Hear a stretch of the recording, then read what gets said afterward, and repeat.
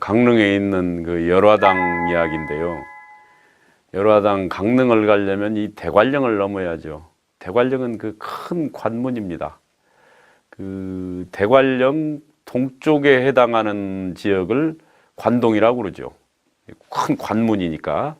이 관동 지역에 가려면 이 아주 참 이 한국의 이 태백산맥의 거대한 99고개를 넘어야만 했습니다.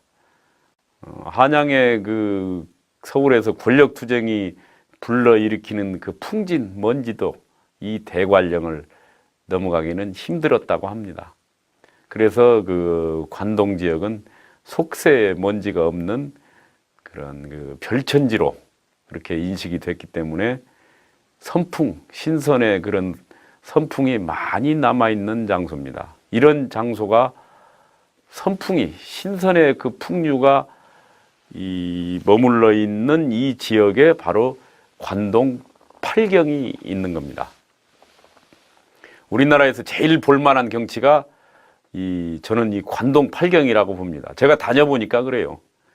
대부분 그 산으로만 이루어진 한반도에서 이런 관동 팔경과 같은 명소들은 툭 터진 동해 바다와 이렇게 접혀져 있습니다. 한국이 70%가 산인데 이 산동네에서 놀던 이 산토끼과 조선 선비들이 관동 지역에 가면 평소에 보지 못했던 아주 그 바다와 또 호수가 같이 겸해서 열려져 있는 툭 터진 그런 풍광을 볼 수 있었던 것입니다. 송강 정철은 이제 이분은 그런 그 담양에 많이 살았죠. 담양이 이제 그 소세원이 있는데 아니에요? 소세원 일대 그런 원림, 숲속에 그런 분위기에 익숙해 있었던 송강 정철도 마찬가지였다고 봅니다. 이 양반이 그 금강산과 관동 팔경의 그런 풍광들을 맛보고 나서 관동 팔곡을 쓴 겁니다. 그게 다 산에만 있다가 바다로 가니까 거기서 오는 그 편차에서 아름다움을 경험한 거죠. 아름다움이라는 건 색다른 풍경입니다. 어떻게 보면 아무리 아름다운 풍경도 자기가 여러 번 반복해서 오래 보다 보면 그 아름다움을 못 느끼는데 이질적이고 색다른 풍경을 볼 때 사람이 그런 아름답다고 느끼는 겁니다. 그런 관동 팔경이 조선 선비들한테는 그런 색다른 풍광이었다는 거죠. 팔경이라고 하면은 그런 그 통천의 강원도 통천의 총석정, 고성의 삼일포 지금 이건 이제 아마 휴전선 지역에 있을 겁니다. 이북 지역에 가깝죠. 그다음에 그 간성의 청간정, 양양의 낙산사, 강릉의 경포대, 삼척의 죽서루, 울진의 망양정, 평해의 월송정을 보려면 이 동해의 해안선을 따라가야 합니다. 이 참 해안선 한번 중년 남자들이 따라갈 필요가 있습니다. 이들 바닷가에 이제 옛날에 무슨 호텔이나 숙박시설이 없었겠죠. 그렇다면 조선시대에는 어떻게 이 지역을 그 여행을 할 수 있었을까 이제 궁금하죠. 그 해답은 강릉에 만석군 부잣집이었던 선교장이 있었습니다.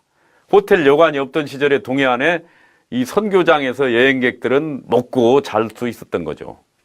말하자면 그 선교장은 이런 그 관동 팔경을 배후에서 지원해주는 베이스 캠프 역할을 한 집입니다. 그 집에서 뭐 몇 달간 먹고 잘 수 있으니까요. 이 선교장 주변의 그 부속 건물을 포함하면 약 규모가 300칸 정도 되는 대저택이었습니다. 우리나라에서 300칸 되는 집 그렇게 많지 않습니다. 하인을 포함해 가지고 매일 밥 먹는 그런 식구만 해도 한 그 100명이 넘었다고 봅니다. 하인만 해도 한 100명이 넘었고 거기 뭐 그러다 보니까 사람이 많이 오는 봄, 가을에는 유람객들이 일때는 이 사람들 다 한 하인 100명, 손님 100명 그러면 한 200명 먹으려면 하루에 쌀 2가마 정도 들어갔다고 그래요. 비수기 때는 1가마, 성수기 때는 2가마. 하루에 쌀 밥 해대는 게 전국에서 이제 이 모여든 여행객들로 이 선교장이 북적거렸다는 얘기죠. 선교장 사랑채 현판이 이게 재밌어요. 이름이 열화당입니다. 기쁘게 이야기하는 집이다 이런 뜻입니다. 이 선교장이 한 3만석 해가지고 원 없이 럭셔리하게 부를 누려봤는데 뭐 이 집이 뭐 입사치 옷사치 안 해본 사치가 없는데 마지막 사치가 즐겁게 이야기하는 거였습니다.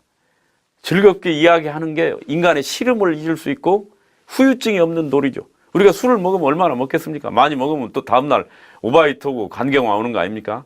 그런데 이 천하의 전국에서 모여든 그 이야기꾼들, 스토리텔러들, 이런 사람들이 이제 옛날에는 도사, 뭐 기인, 달사들이 이 사람들이 여기서 몇 달간 머물면서 주인한테 립 서비스를 해주는 거죠. 밥을 먹었으니까 얘기를 제공해야 될 거 아닙니까? 그렇게 막 이야기꽃을 피우면서 몇 달간 그 부잣집에서 먹는 게 그게 열화당입니다. 인생의 행복은 뭐냐? 이야기하는 즐거움에 있다는 진리를 이 집주인이 알고 있었던 것입니다. 우리는 오늘날 이야기가 없어졌습니다. 선생님도 어디 가시면 이렇게 얘기를 많이 해주십니까? 밥을 공짜로 얻어먹고. 주로 7알은 제가 얘기를 하는데 밥맛이 좋으면 얘기를 좀 많이 하고 밥맛이 안 좋으면 조금밖에 안 씁니다. 네. 주인 접대의 이야기 퀄리티는 비례한다. 접대가 시원치 않으면 퀄리티도 좀 떨어집니다.